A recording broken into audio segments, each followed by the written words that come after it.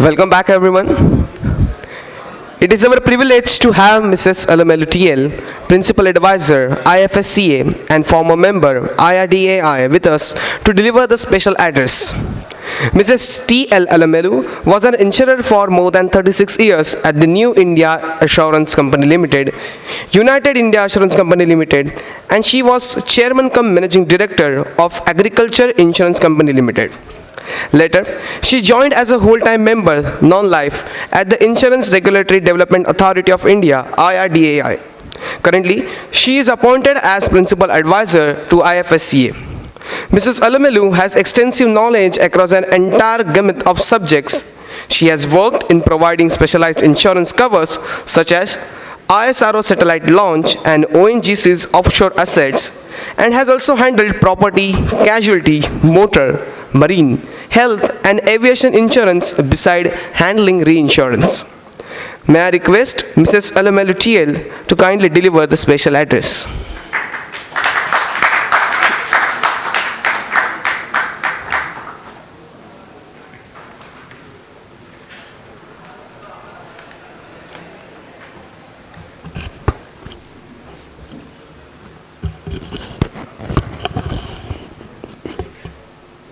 Thank you, Utkarsh, for that introduction. Thank you, Bombay Chambers of Commerce, Mr. Sandeep Khosla, and PwC, Mr. Amit Roy, and all of you for being here to listen to what I perceive as insurance for all 2047. Good evening to all of you, and it's at the fag end of the session, so much of it has been spoken already, much of it has been stated. I will try to raise a few questions and also give some certain other perspectives on this topic. So first thing, of course, is today all of us will agree that Indian insurance ecosystem is at its sweetest spot. You have the regulator speaking to all the stakeholders. The regulator has his pulse on what's happening in the industry and making a lot of changes which makes the insurer comfortable, not only insurer but all the stakeholders comfortable to work in India, in the Indian insurance industry. That is on one side. On the other side, we are at a moment in India, all of you have spoken about it, where the economy is resilient, robust, growing, one of the fastest growing economy, and the vision for the government is to become a developed nation by 2047. It is outdoing many major economies, inflation is getting tamed, and all of us know that we have a demographic profile which is non-pareil. It is one of the best times to be in this space, in insurance space. The earlier group was talking about glamour. I think this is the glamour of the industry. We are here at the right time, right moment of the economy, and with the vision to cover all. Now what do you mean by vision for all? I'll come to that a little later. The Indian government and insurance regulator, they have taken several steps to support the growth of the Indian insurance industry. Insurance for all, the main aim, of course, is to ensure that every citizen and enterprise has appropriate insurance cover solution. Now, we will go by the traditional way of measuring penetration. All of us have known that it is only 4%. Is it 4%? Who are all this all? Who are we to cover? Do we know that? Whom do we count as insured, whom do we count as uninsured when we move to this journey of 2047? Now, the government in its vision document 2047 aims to achieve a economy or a GDP growth of, I think the quantum most of you will know, it is USD 30 trillion, okay? So 30 trillion with a per capita of USD 18,000 to 20,000 with a robust financial sector. So I'll take the current level of penetration, 4%. 4% on a 30 trillion GDP works out to about 1.2 trillion premium. All of us have been in insurance, so isn't it exciting? Doesn't it make it glamorous? 1.2 trillion itself is mind-boggling, but no, we have to do this, insurance for all. So I think one of you were telling that it is 7%. If you want to achieve full penetration, it would be 7%. 7% translates to something like 2.1 trillion USD. Now that makes you feel faint when you think that you are going to sit on that sort of a premium. So here I will pause a bit. Do we have to go by this yardstick of penetration? You have to simply divide your premium on the GDP. I think that you have to continue doing it because that's the yardstick or benchmark which is used by all nations across the world to measure penetration. So we will continue to do that, but can we do something different for us, for our sake, to ensure that we are insuring everybody? Just think for a moment, is 4% really your penetration rate? Does it really indicate something? According to me, it is not. Why? We spoke of schemes like Pradhan Mantri Suraksha Bima Yojana, or you speak of Pradhan Mantri Jeevan Jyoti Yojana, where premiums are very small, okay? Premiums are 20 rupees, 400 odd rupees. Will it reflect in your coverage? It doesn't. You have to do, for a realistic insurance for all, you have to do a head count. And I believe we need to think of something more innovative or something more different to capture this insurance for all. Right now, we may, 4% it's just a figure. You need to know how many are insured, because that's what we want. We want every Indian to have complete insurance. How do you gauge that? I think that's a matter of big debate, big thinking is required. Lot of ideas need to come in, that we supplement penetration of 4% with some sort of head count to find out how many are insured, because insurance alone is not there. You have, for example, Pradhan Mantri, Ayushman Bharat, Pradhan Mantri Arogya Yojana. All of us know that it is not purely insurance driven. In some states, it's purely state driven. In some states, it's hybrid.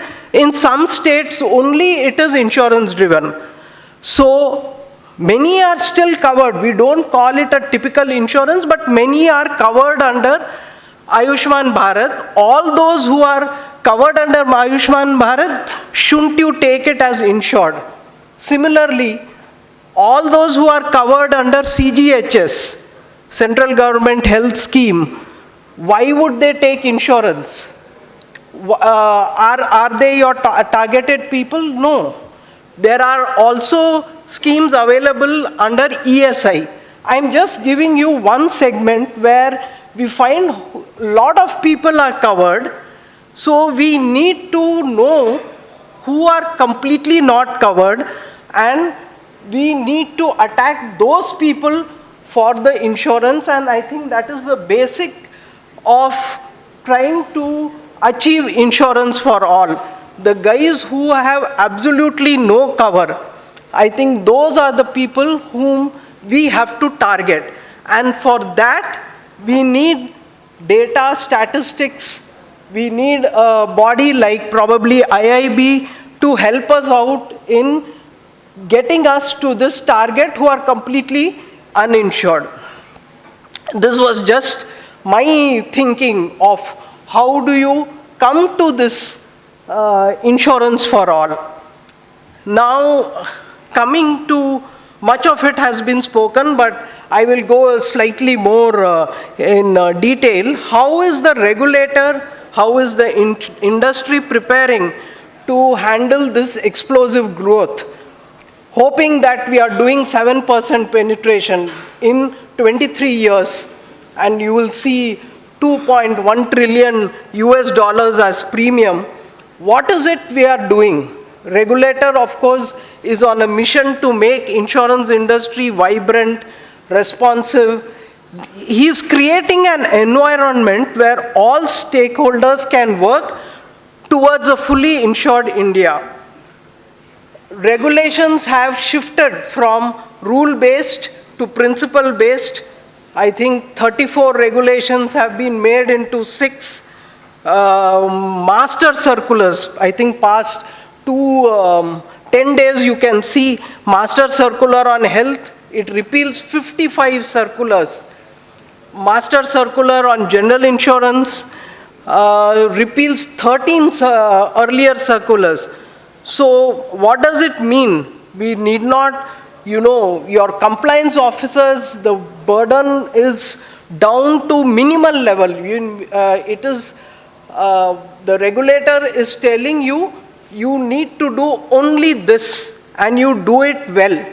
So that makes all the stakeholders that much more comfortable. They know exactly the ground they are standing on.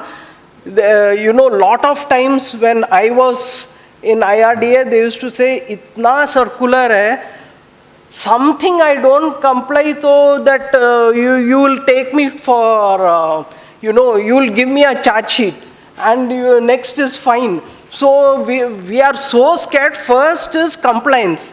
If we have time, we will do business. But now I think it's different. Lot of time is there, because compliance is going to be much, much easier.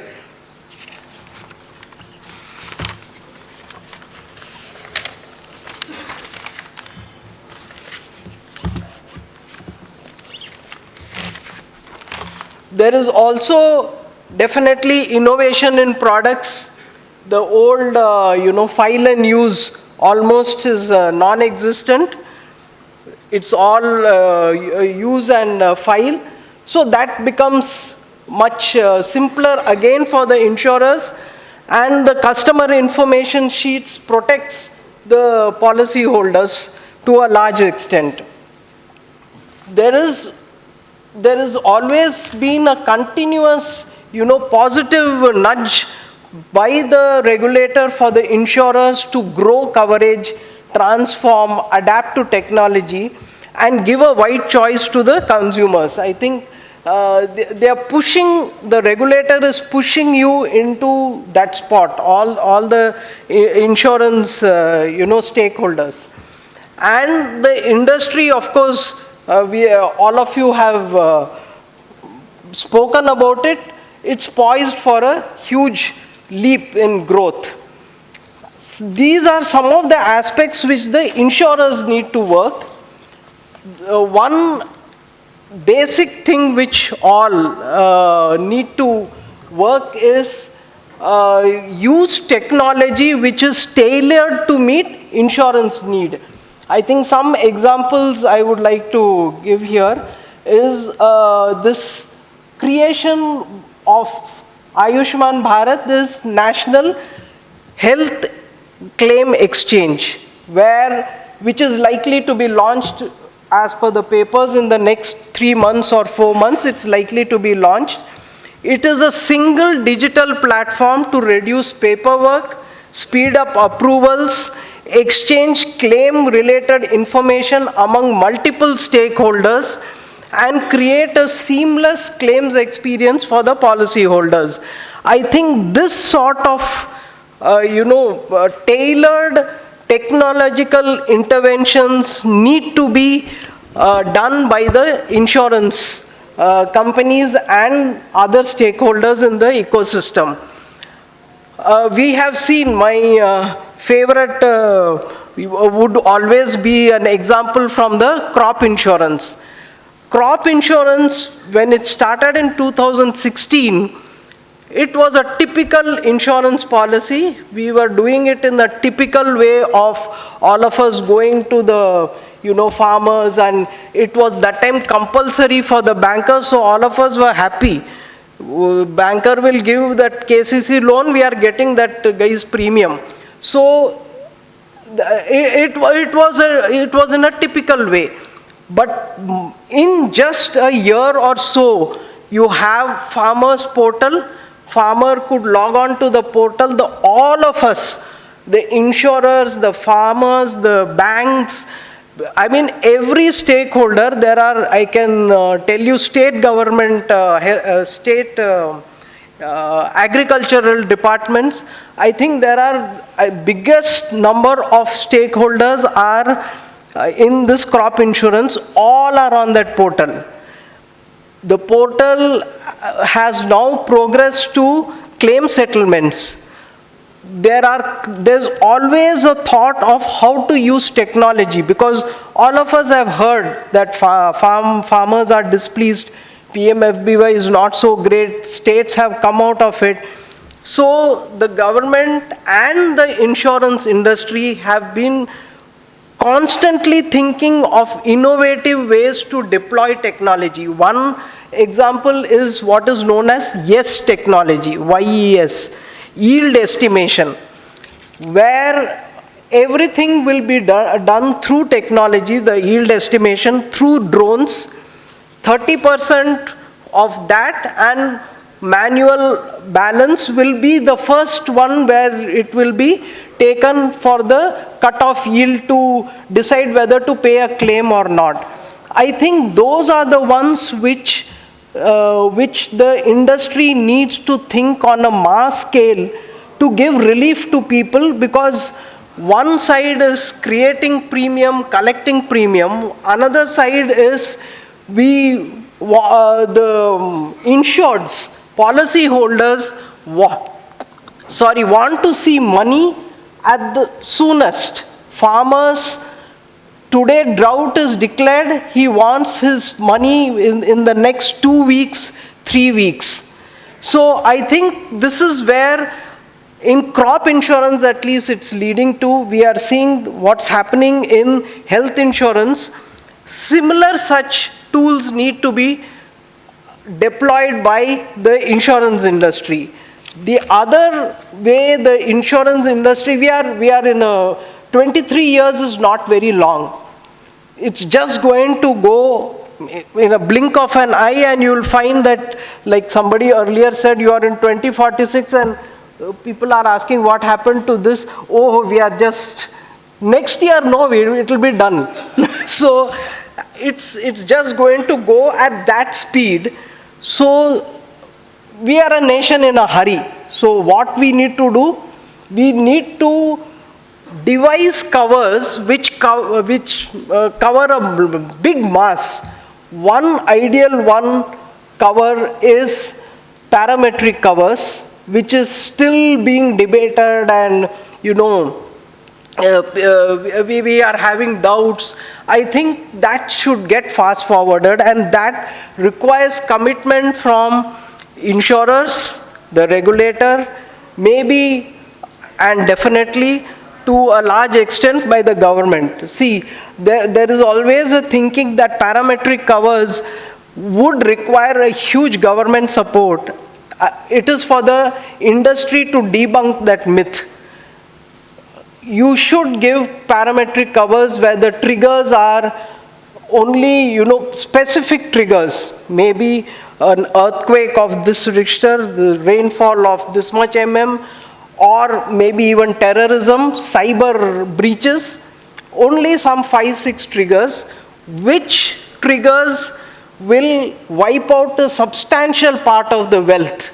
So, and it should be given to the entire population. For example, if you are taking for household, you give all households, whether they are living, whether they are BPL population, living in small huts or in slums, or they are living in mansions, everybody should be covered. The moment the trigger happens, a small amount, depending on various levels, which would get fixed at the time of insurance, immediately hits your bank account. If an earthquake happens in Bhuj, all residents of Bhuj, as per the agreement, should get the money, maybe 25,000, 50,000, 40,000, whatever. The moment this happens, the one thing is immediate relief. The other, of course, again, lot of talk on trust deficit was happening. I think we have to demonstrate that insurers are willing to pay and pay happily, pay immediately. I think that will happen if a proper parametric cover is designed, deployed, and paid in the fastest possible manner without, asking many questions at the time of claim. Then the other thing is, in these, now I will say 23 long years, you will have lot of emerging risks. So there is a huge opportunity. We talk of AI, positives of AI, how it's going to change our life. But as an insurer, and also having worked as a regulator, sometimes I am very pessimistic. So any good thing, too good a thing, will always have a negative side. And insurers are there to exploit the negative side. Negative side, exploit it and make it positive. So artificial intelligence is going to be used in so many applications that if it fails, it could be a financial loss. It's an opportunity. Cyber, today we are talking of cyber, we have not touched anywhere in insurance about what is to be covered in cyber. So I am talking only on one aspect of technology, but there are huge other types of risks. The other big risk which I will talk and not get into any other aspect is climate change. We are talking of climate change going from using fossil fuels to green hydrogen. All that costs money. All that transformation will mean new technology. You are seeing EV vehicles. We don't know what will happen after they run in the road for 2 years, 3 years. There could be claims which we have not handled in normal motor claims. So insurers need to anticipate that and frame policies for those emerging risks. Now, a lot of, again, talk has been there about skilled manpower. I think the panel spoke about it. So you need a lot of skilled manpower, manpower who knows nuances of insurance. Insurance is not a typical subject. It needs that much of education. So we need to promote those institutions today, not many are doing insurance. Most of the colleges, most of the institutions stop at finance, or they stop at banking. Finance, one branch is insurance. So more needs to be done on insurance. Actuaries, I think lot of talk has been there that, you need that much of actuaries, and you don't have there's a huge gap, like protection gap. I think there is a 60-70% gap for the actuaries. So what happens, somebody was telling me, if you want whatever salary you want, you get it provided you are an actuary. So what more glamorous job we need? Pardon?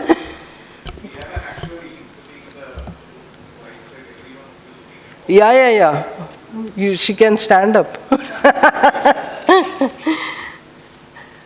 Now, finally, again, I think one of your panel members were talking about need for more insurers. US, he was telling, some 6,000 insurers are there. My figures show something like 2,400 or 500. China, whose penetration is lower than ours, has 237. UK has 400. But in India, as on date, there are 55 insurers. We have 1 reinsurer and 11 reinsurance branches. So definitely, this sort of growth and existing insurers are definitely going to increase their reach, presence. But it is definitely a need that more insurers come up, and only then you will be inching towards this achievement of this vision. Equally, more reinsurers would be required to support insurers who are doing this sort of volume of business. Because not only they will give capacity, but they will give their experience and assistance of handling new products, of handling risks like climate change, cyber security, etc. So I think all of you are aware of the International Financial Services Center at Gandhinagar. Actually, it's an ideal place for reinsurers to sit. It's in the backyard in India itself to support the business of India. One of the major business could be India, because IFSCA is a unified regulator. It has the powers of RBI, of IRDAI, SEBI, and PFRDA. So the regulations are also very light touch. It's benchmarked to international standards. That is the vision of the government, to make IFC, the International Financial Center at Gandhinagar, as a reinsurance hub, and a major insurance hub would be India. Now, in the past few years since it has come up, the financial center has international banks, stock exchanges, global capability centers, fintechs, insurtechs, leading consultants, law firms. It's a huge hub of financial ecosystem which has been created. So it could match the likes of Singapore or Dubai or Dublin. In fact, much of the leasing business which was happening in Dublin for aircraft is moving to this center. Now, before I conclude, there are some challenges and possible reasons, and some of it could come from you. Why? Because to my thinking, these are the issues, but there could be other issues. Why is it we need lot of insurers? Regulator has been pretty positive. regulator has changed the registration of insurers, those, regulations. And India is such an attractive, appealing insurance destination. But still, the number of insurers coming in here are low. You do find few applications, but you also find people are exiting from the country. So why is it happening? Probably the insurance premium rates. One is general insurance. I think it's very low. We need to have a better premium rate, because with the current levels of premium in any line of business, insurers are struggling to pay claims. They have to procure business. With the premium they get, they have to have a procurement cost. And like somebody said, it is 120% is your combined ratio. So for every 100 rupees you're getting, you're paying from, I don't know, from your treasury, another 20 rupees out there. Now who will get attracted to this business? It is dyed in the wool insurance people only who know that, okay, this is how it happens. Like how one of the leading reinsurers, Berkshire, says float money is the money based on which I will make my money. It is not just, underwriting profit. So that only few know. It's not that, the entire ecosystem of venture capitalists, investors, they would know about it. So one is we need to look at how to bring up the rates, how to probably distribution costs are definitely denting the balance sheet of insurers. So these are some of the reasons, and people who are investing want quick return on their capital. It's not happening here. So a signal has to be given that it is a good thing. You need to come here, open up more insurance companies. So how do we do that is a matter of, again, debate in an audience like yours or Bombay Chambers. This needs to be debated so that, before, in the matter of a year or two, if regulations need to be changed, if enactments have to happen, it should happen. It was just, when I was doing this, I was reading how the government has boosted some of the manufacturing sectors, I think 14 manufacturing sectors, by offering a productivity-linked incentive scheme. Should we ask for that sort of a scheme with certain milestones if we achieve towards this vision? Would the guys putting money get some incentive? I don't know. This is just a wild thought, and probably there are other ways of how to handle this. I'll leave it to you. And again, once again, thanks for calling me.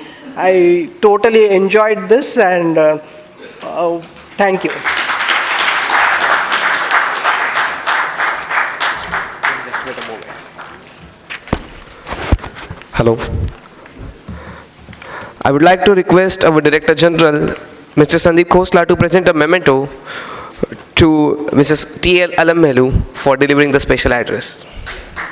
I would like to request Mr. Praveen Vashishta as well to join us on the days for that.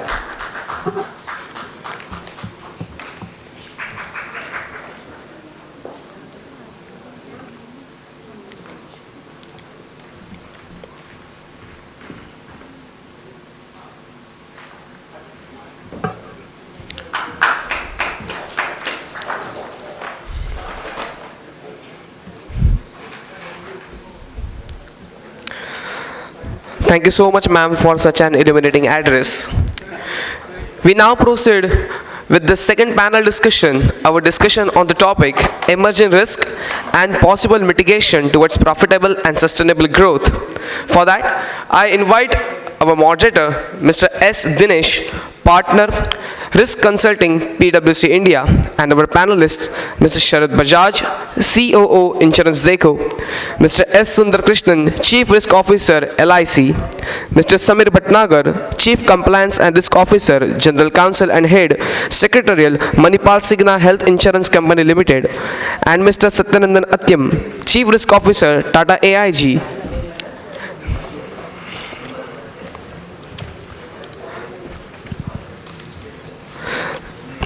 Just a small request to Mr. S. Dinesh. As we have the DI awards after this session, I request everyone to kindly adhere to time.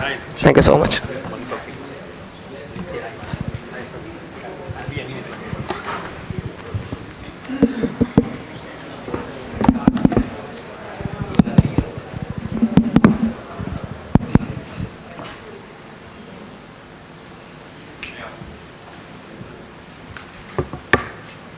Okay.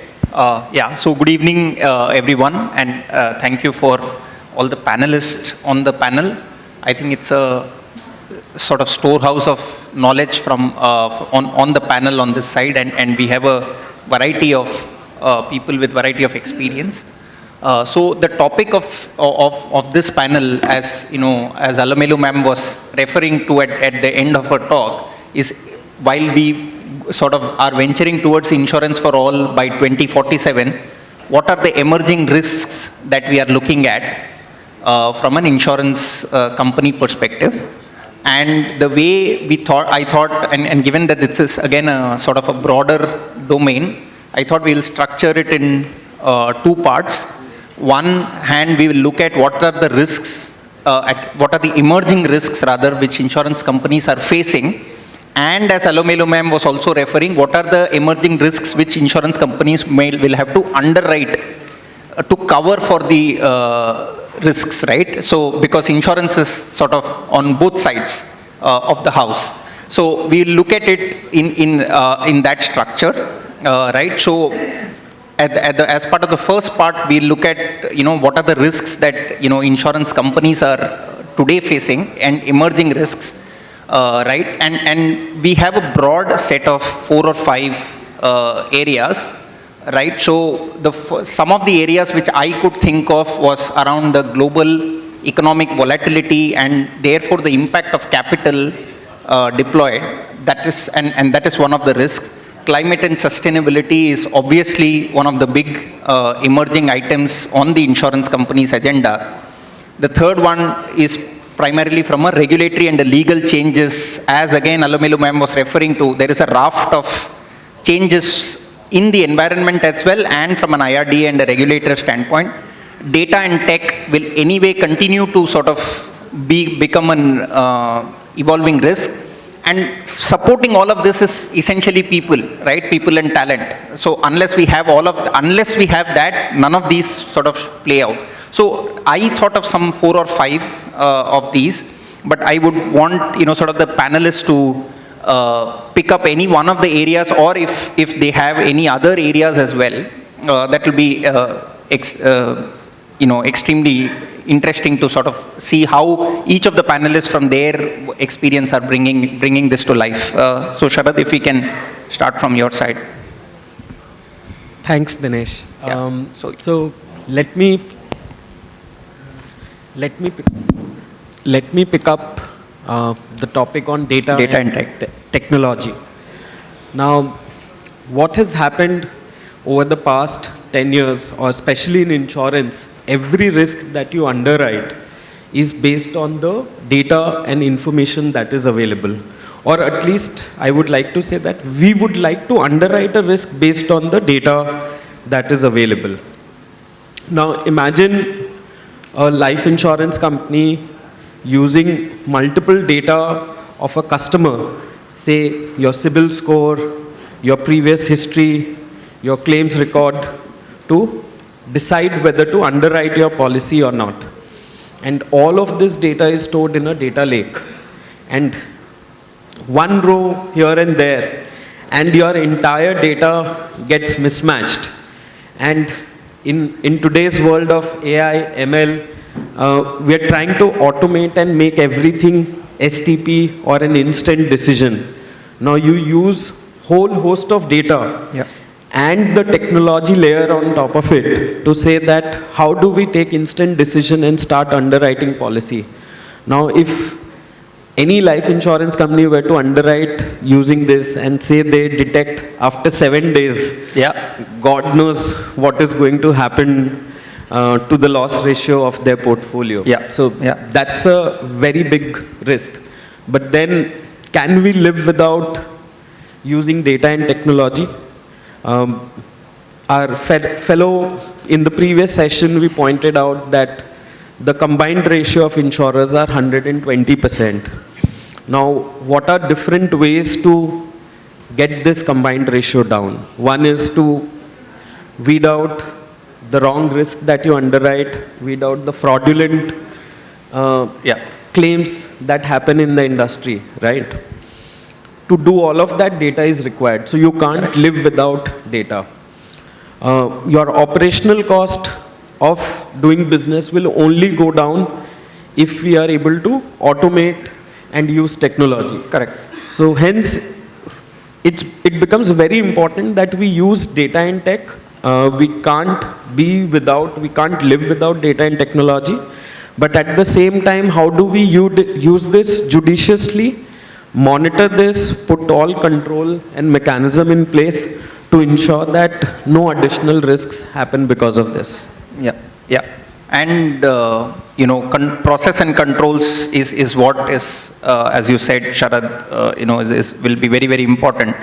And there are obviously over a period of time a raft of regulations also coming through in this direction. So, but, Sundar sir, from your standpoint, what would you see as the key emerging risks that from an insurer that is facing as a CRO? I think he touched upon data. I agree with him. But then the data lives in technology. So the cyber risk and the technology risk is also very high. And I, as a risk manager or the risk officer, had to insure this in my previous company. And I was struggling to get actually the risk cover for the cyber risk. Right. Nobody was touching us. So I just got finally one quote. I had 3 brokers with me. So it's quite shocking. I mean, country of this size and so many insurers and so much of data. And India is seen as a cyber advanced country. I mean, you don't have cyber insurance today adequately. Adequate cyber insurance. I mean, we did get insurance policy and we did get a cover, but I was not confident of getting a claim. Simply because the cover itself was obtained with great difficulty. And there were so many covenants in that. So I think cyber risk would emerge as a very big risk. And I think everybody is struggling. How do we tackle this risk? Of course, many insurance companies do hire big 5 consultants to understand forensically what's the risk and look at the risk cover and ensure the claim of whatsoever claim that comes is well audited beforehand, and then they pass the claim. But coming back to his point, I mean, if you see the recent health insurance circular, you will have to approve the claim and pass the claim in 3 hours time and 1 hour time. There are 2 criteria. And so, given that, if that comes for cyber risk, I imagine what will happen. It's not possible, actually. And both at the buyer side and the supplier side, decisions are not taken so fast. It would be very analytical and go about. Because I actually objectively I had a consultant to find out what's the cyber risk in my own company. So, and data sizing was done, and then this is one emerging risk that I see.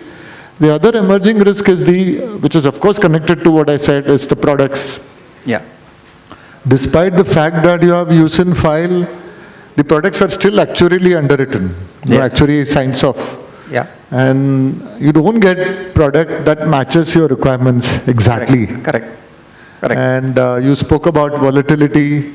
Yeah. So typically, a product that gives you guaranteed rate of return would actually take care of the volatility risk from a buyer's side. Right. But then to offer such a product, the insurance company actually has to edge the interest rate risk. Yes. Yes. And interest rates, are likely to go down is what I keep hearing. Correct. I'm actually a banker also. I worked in 5 banks before joining insurance company. So the interest rates have to be underwritten, and you need to have an interest rate risk cover if you're giving a non-par product and high guarantee. So that's again an emerging risk, I would say. It always was a risk. It's nothing emerging. Traditionally also the interest rate risk was looked at as an important aspect. But the fact that derivatives are not there in a big way, in fact the number of suppliers who offer interest rate cover also are less. Very less. Yeah. So you have a problem there also. Yeah. And of course, then you have the climate risk which you mentioned. It's very frightening. In the recent elections, 25 election officers died because of heat. My own company's one employee died. So it's quite a sad thing. You're not even able to protect the election officers who voluntarily actually offer service. Yes. Initially voluntarily, of course, but we need to protect people actually from climate. And and as you see, every year the climate is going up. The heats are going up, touching 52. And I'm sure this winter would be bad. And you will have winter deaths also. And then rains, of course, is going to be heavy. So, and then added to that is the problem itself, in the sense that we have such a populous country. How do you manage green standards? How do you manage environment? How do you manage the roads? You look at Mumbai, it's decaying in terms of the road population. I used to hit a particular road at 9:10 and used to reach my office at 10. The 9:10 became 8:50. Now it's become 8:40. This is in 3 years continuously. I actually kept this mark. So 8:40, from 9:20 we've reached 8:40. I have to start half an hour more, earlier. And then you keep on doing that, I don't know what's going to happen to the population. And so then you will need to work from home. Work from home is not so great now. Nobody encourages that. So accepting the IT world. So IT guys are lucky. But you have a problem there, serious issues. Disease is another issue, emerging diseases. Mental health being again is an issue. You see the youngsters and you see the elderly people. They are, even on the road, people actually see the mobile and walk and talk. They don't see the cars. People who drive actually are talking on the phone, watching the laptop, watching the mobile, and then driving. You've seen this? This is crazy. It's just not there. It's all prone to accidents. Correct. Accidents would increase. And so what are we doing? Something needs to be addressed. Either you shouldn't carry a cell when you drive or whatever. You can't make regulations like that, but it's tough. Yeah. Yeah. And the policing, the regulations, the way people break signals these days, it's crazy. So mental health and well-being is a problem. Population is a problem. 2 billion, 200, what's that figure they give? 2 billion. By 2047, we will be what? 200 crores of population. Yeah. So I just don't know where are the places to stay. Water would be too scarce. I don't know if people make arrangements for water before they make a building. So these are the emerging risks. Samir, from your perspective as a health insurer. Yeah, Dinesh, thanks. First of all, thanks for organizing the session. I think one emerging risk is a very key topic that we're picking up today. The way I look at it is the company's business models are changing. Right. Especially from the regulator side, if you see there's a, from, as Madam has already covered, it's not just regulation. They are moving into a development role these days. The business models are changing.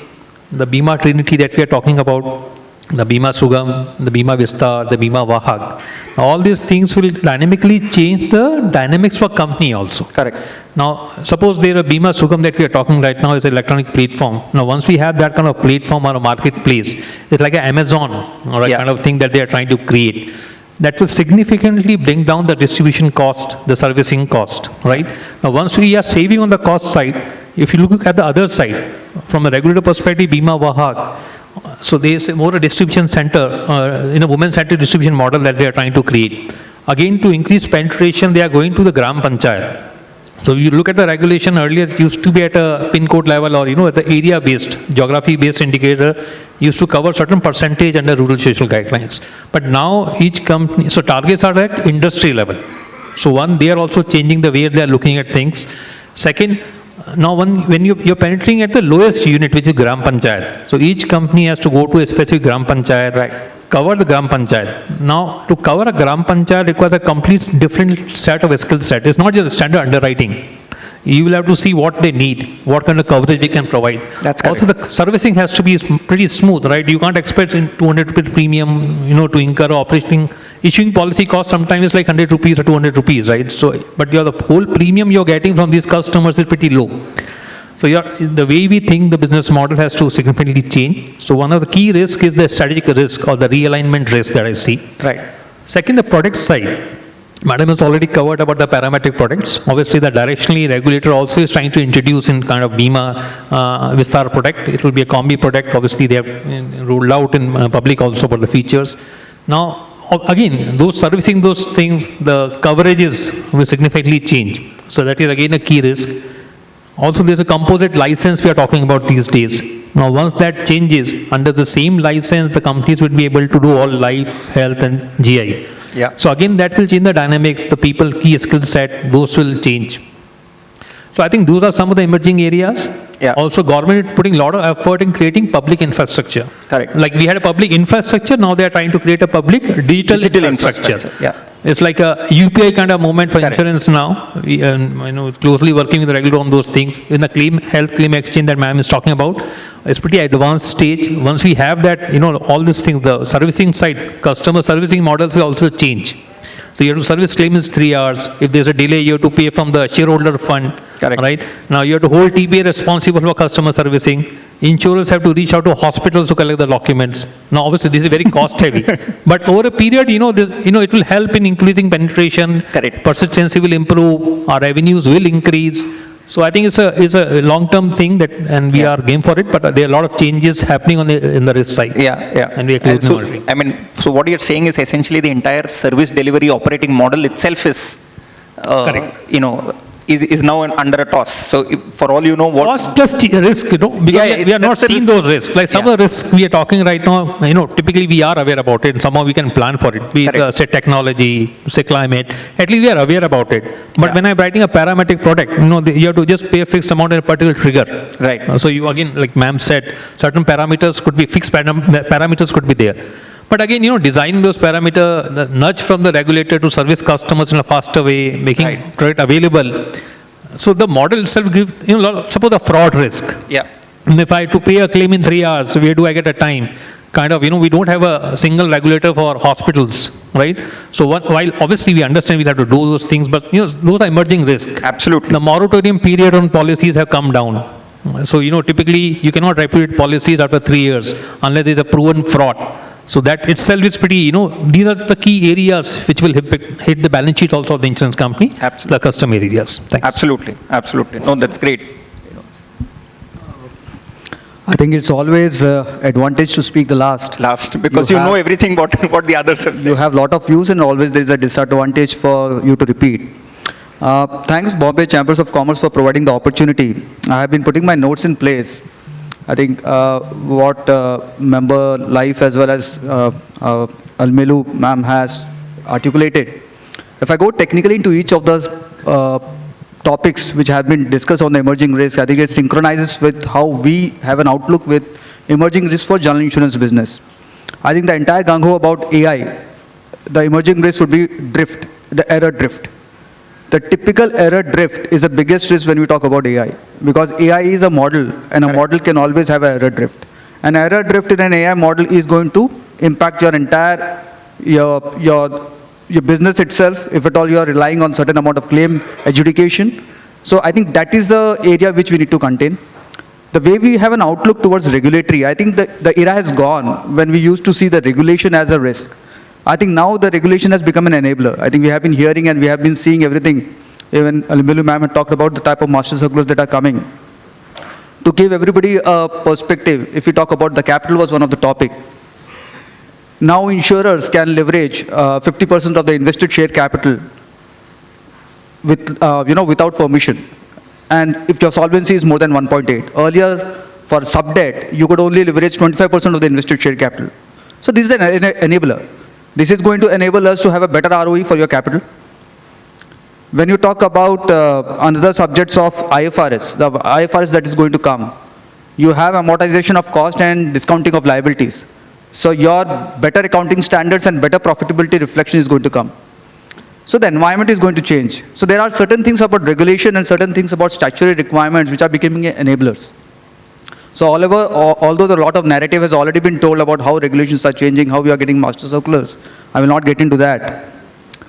Talk about risk-based supervision framework in RBC, and that's a big change. I think I, coming from Tata AIG, quite proud enough to say that we were the first company among all the insurers to get into the RBSF inspection process. And it was really quite a revelation in terms of how the outlook is changing. The entire narrative about principle-based regulation and how the outlook of how risk-based supervision would happen, I think we had the first taste of it, and I think it was really a good outlook because it was not a perspective of getting into transactions and getting into non-compliance areas to be identified, but it was all about how you are containing the risk overall from an organization perspective. So I think this entire narrative is getting into a positive drift. I think my co-panelists talked about cyber. I think from last 4 years, we have been seeing the digital acceleration since the COVID. There are a lot of risks which come from a cyber perspective because the threat vectors are increasing, your attack surface is increasing, you are moving from manual process to digital process, because of which your attack surface itself is increases, you are getting into more of your application getting into the demilitarized zone, the DMZ, typically from an architecture standpoint, you get into the DMZ zone. So a lot of applications which were within the internal to the network, they are getting into external to the internet. So your attack surface definitely is increasing and the attack vectors are increasing. So if I take a societal parallels, you always used to have a thief in the society. You used to lock your crown jewels in your house in a certain locker. Now the same parallels get into a digital landscape. You have a hacker or a perpetrator who is a digital thief. And you have still the crown jewels within your network are hidden inside the cloud. So the parallels doesn't change. It's only the environment which changes. So the society remains the same. The ecosystem remains the same. You have the good guy, you have the bad guy. So nothing changes. So because your assets are moving to digital, your threat vectors change, your attack vectors change, and that's again an emerging risk because cyber is going to be there because your digital is going to be there. And it's going to increase over a period of time. What we see from a regulation is also data privacy, the DPDP Act which has come recently. The entire narrative about the 250 crores of penalty is something I would say is a wrong direction of how the narrative is being created. I think the more important is the privacy perspective of protecting the personal data. We see an opportunity as well as a risk from a perspective that ability of an organization to move into this privacy controls and the timeline for it, nothing more than that. Because it's all about how sooner and how I would say the depth and the breadth of your business and the depth of the business. How sooner you do it, that is more of a risk rather than, we having a narrative of 250 crores of penalty if there is a breach. I was part of the subcommittee of the GI Council for the DPDP, and the type of challenges what we raised for insurance was very particularly, which is very important. The DPDP Act says that if at all you have a consent, and if the customer is revoking the consent, you need to ensure that the snapshot of the data is removed across the business landscape from the third-party vendors. Take an actuarial experience. How does an actuary operate? He operates by the experience of the book. If tomorrow a health insurance customer, he revokes his, saying that I want to revoke my data, what does it impact? What do I interpret from a DPDP? Do I have to remove his instance of the data across my landscape, even from an actuarial experience book? is it going to be impact me? Because my actuarial experience is based on my experience of the book. If my pricing is going to be derived from my experience book, and if because of the DPDP I need to remove that, then I'd say it's a challenge. Yeah. So there are multiple such challenges. I think to start with, I have summarized few. Maybe as we progress, we can get into more discussions. No. I think very, very interesting points made, right? And in the interest of time, I will probably flip into the other side, right? And given that all of us are insurers and we are also making money out of risk, right? And that's our profession. So, I would like sort of to, from each of you to understand, saying that from the emerging risk, what kind of areas do you see which we need to cover, right? Which we, let's say, today do not cover to that degree. From you, from your side, if you can start, and then we'll just go around through the panel. From what we are seeing. So Dinesh, one of our fellow panelists spoke about mental health. Yeah. Largely, if we look back, let's say 10 years ago, and if you had a family member, a friend who would say that I don't feel like going out, I don't feel like speaking to anybody, I just want to lock myself into a room, we would say कि यार पागल हो गया है. That's how we would address them. Right, absolutely. If they do it once, it is okay, but if they would have done it 5 times, that's how all of us would have at some point or the other addressed somebody. But let's accept the fact mental health is a real problem. The only difference is that unlike a physical ailment where you can actually physically see, or you can, let's say a blood test would reveal that there is an issue. For mental health, the person themselves doesn't understand that they're going through something like this.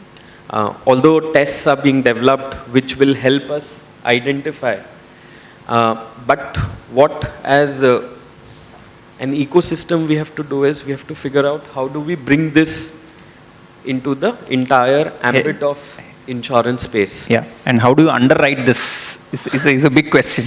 How do we underwrite this? That's the real big challenge, because everything that you underwrite is essentially based on data, experience, information, basis which you do a approximation in terms of what would be the frequency of this event happening. And because for the past, we have not gone ahead and captured all of this data. So, but we will have to make a beginning somewhere. Right. And right. I believe the regulator, the government is taking right steps in this direction. So this is one opportunity area also for us. Sure. I think very, very interesting, sir. From your perspective, anything that you think that we are not doing today, and how do we exploit the risk? From an insurance company From an insurance company perspective. I think a few parameters. Yeah. This, so for instance, health, at least now, there's a lot of use of equipments. Like you have a equipment of size of, say, even quarter of a finger. Right. But that is able to capture the ECG online. Yeah. And then it's uploaded to cloud. And you can monitor the ECG continuously. And then if there's a problem, you send the parametrics. Correct. Ambulance or something Correct. like that. So you have, so more and more parameterized you do. Like how many times you walk, how many hours do you sleep. Right. More and more better is the insurance cover. Even mental health you can find out. Now, actually, especially youngsters, they spend a lot of time on computers, especially in the night. Right. It starts somewhere in 10, 11 and goes up to 2, 3. So, and then you can see the impact of that on the marks and things like that. Suddenly there is a decline. Right. And so and the same person actually recovers after a certain stage when the person gets a job, becomes normal. Right. Or maybe has lots of calls in the night. Depends again. But I've seen such progressors also decline also. So more and more parameterized, Correct. more and more output driven, more and more friendly, then you can exploit that. Right. risk. But then how do you exploit somebody walking on the road with a mobile on and that's how do you parameterize? Of course, you have time parameterization of time spent on mobile, time spent on talks. I do get data every day from Google, so saying that you spend so much hours in this. But that actually exactly goes against the grain of what Satya was saying from a data privacy standpoint, right? So, we'll have to sort of counterbalance it as well. Consent driven, then it is possible. So it's not that you want insurance, you have to give consent. Like for instance, AML KYC requires the KYC records to be kept 10 years after the maturity of the policy. Now if the customer were to say, no, delete all my data, I will say, no, I cannot satisfy PMLA if I have to satisfy your requirements. So the provisions of data privacy has a clause saying that regulatory provisions would override the provision of the requirement of the customer. So we'll have to sensitize the customer, but we have to send SMS, mail saying you asked for deletion, or this act requires us to do, so we have to keep this. Right. And so we will have to make it more and more customer driven, more and more parameterized. You need to use SMS, you need to use email, you need to have lots of push buttons to engage the customer and parameterize the engagement. Right. So from your perspective, I think if you're talking about the things that we are not doing today and what we would like to change in that context, maybe I think, some of these areas like something from the ESG framework that we're talking about, this is emerging area. Now, those are not that we really track it to the down, to the lowest levels. That is something that we have to track. Second, from a talent retention perspective, there's an emerging area, like, a lot of poaching, very difficult to maintain, that kind of continuity in business. So that creates a BCP risk for the company. I think that will gain. Attrition in the insurance industry is averaging around 6 to 7% per month. Okay. Because that's one of the key risks actually, because you train a person on a process, on technology, and obviously that, person leaves the company. So that's another key area. That's something that we are trying to focus on. Other than the standard risk, and also the fraud and abuse management is something that we are very keenly working on, because the change in regulation, the customer getting preference on a lot of platforms, we are trying to strengthen those areas. Right. Thanks. Right.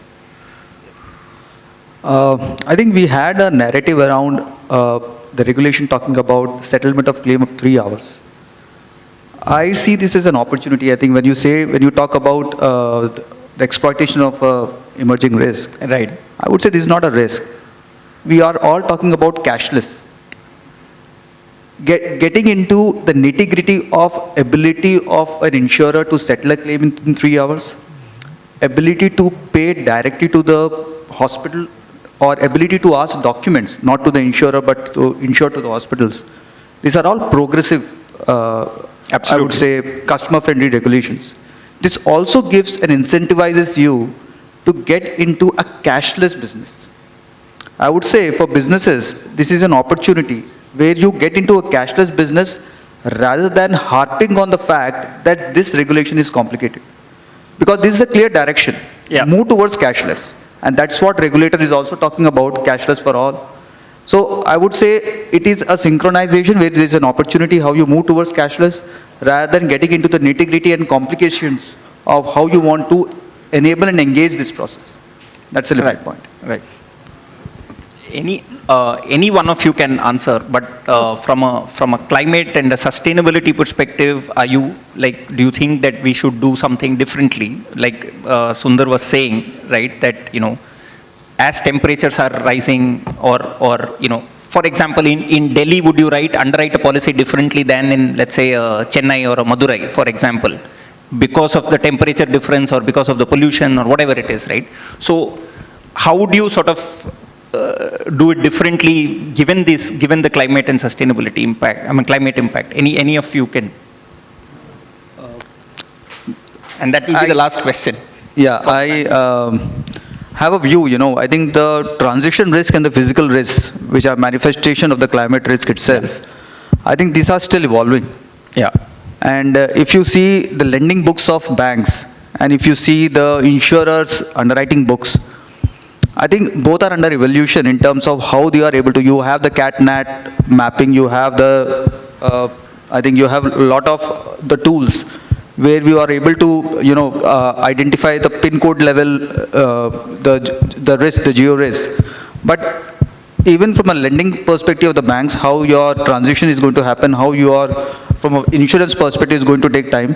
I think what we are saying is an emerging risk, but I think it is going to happen over a period of time. I think none of the insurers are able to price it accurately. Correct. But it will take time, but I think everybody is in that direction.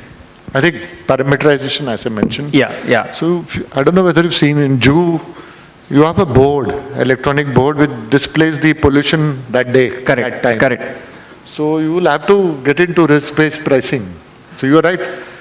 Would it be same? No, it won't be same. How can you have price same in Delhi as in Mumbai? Can't. Yeah. But what is the reality today? It is same. It is same, yeah. That's which is why I had asked that question. So you will have to get into output-driven.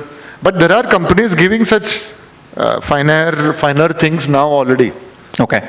They say this happens, and then if you exercise, if you go so many hours, so you clock so many, we measure it, then the insurance is different. Yeah. So we'll get into that, definitely. Absolutely. But we are not there right now, but we will get into it, definitely. So only thing I would like to add here is, see, like in motor we have pay as you drive. Yeah. Right? Now something similar may emerge in other, so the product innovation, those kind of things will also happen because of these things. Right. Also from a regulator perspective, each company has to now put a EST framework by 30th June, or rather 30th July, 31st July. So anyways, you will see some, as we focus on this, obviously some new things will emerge and we will manage it as we progress on that. Right.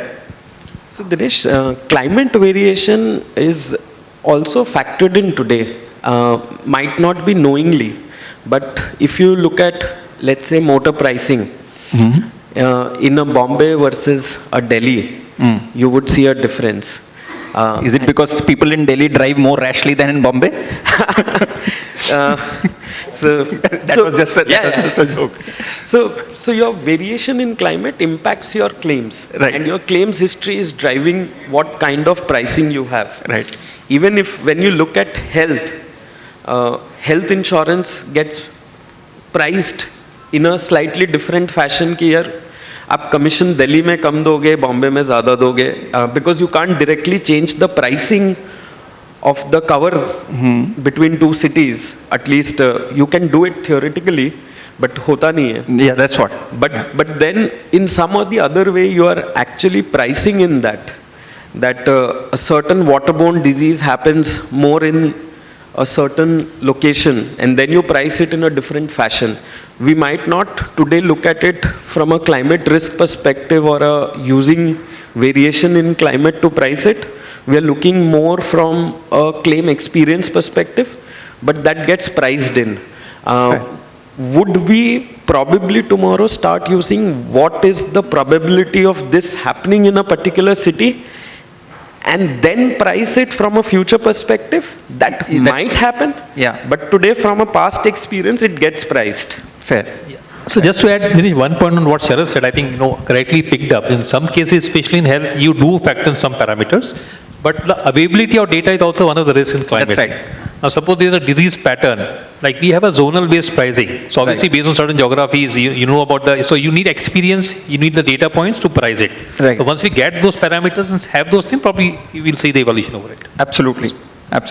So I think thanks to all the panelists, I think we had a discussion and tremendous inputs from multiple directions. So I hope it was as enjoyable for all of you listening out here as it was for me to moderate this panel. But thank you all of you, and thank you.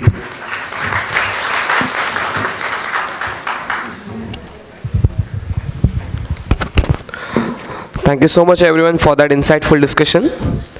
I request our Director General Mr. Sandeep Khosla to present mementos to our panelists as a token of appreciation.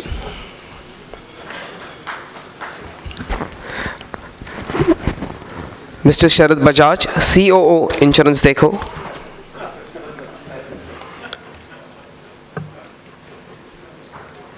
Mr. S. Sundarkrishnan, Chief Risk Officer LIC. Mr. Samir Bhatnagar, Chief Compliance and Risk Officer, General Counsel and Head Secretary, Manipal Cigna Health Insurance Company. Mr. Satyanandan Atyam, Chief Risk Officer, Tata AIG. And our moderator for the session, Mr. S. Dinesh, Partner, Risk Consulting, PwC India.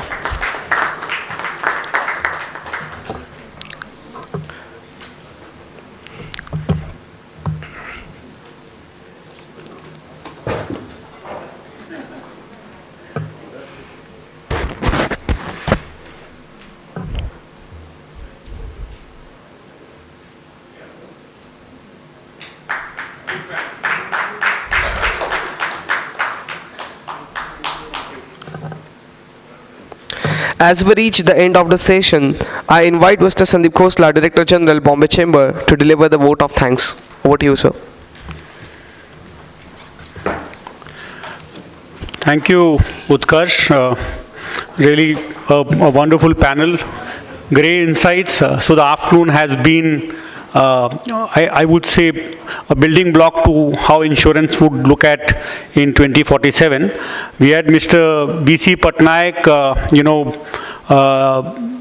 come down here where he thought that insurance conclave is far more important than the swearing in of the Chief Minister of Andhra Pradesh. So thanks to him.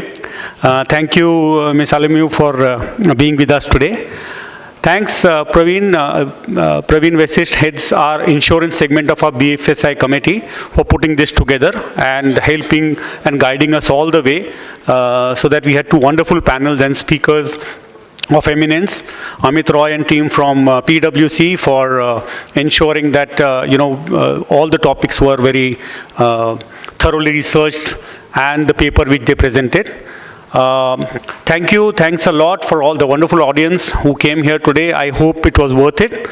And a special thanks to our associate partners, India Insure, Medi Assist, Shriram Life Insurance, and our supporting partners, Unilite, Prudent, Insurance Deco, and Marsh India Insurance Brokers Private Limited. Thank you all once again for being here. To my team, Utkarsh, Gayatri and Priya for doing a wonderful job in ensuring that we could continuously keep on in touch with all our moderators and panelists. And last but not the least, to the hotel also for providing us this support today, as we have been, Utkarsh has been saying that, there have been 3 sessions we are holding. We had the governance conclave in the morning. This is just ended, and at 7 o'clock we have the DNI awards. And if any of you has time, please stay back and join us for those awards as well. With that, please join us outside for some tea and snacks. And I would request you all to carry your belongings so that they could do the turnaround for our next session. So thank you all once again till we meet again and do a roundup of this. And as a parting shot, Praveen, food for thought. We had all different kind of insurances spoken about here by experts. So by 2047, would we have a consolidation of saying one insurance, which says start with life and keep on adding others, so whether it's car, whether it's health, or would we go further niche and then which says that for medical also, eyes would be insured separately, hands separately, legs separately, kidney separately. So where do we go from here?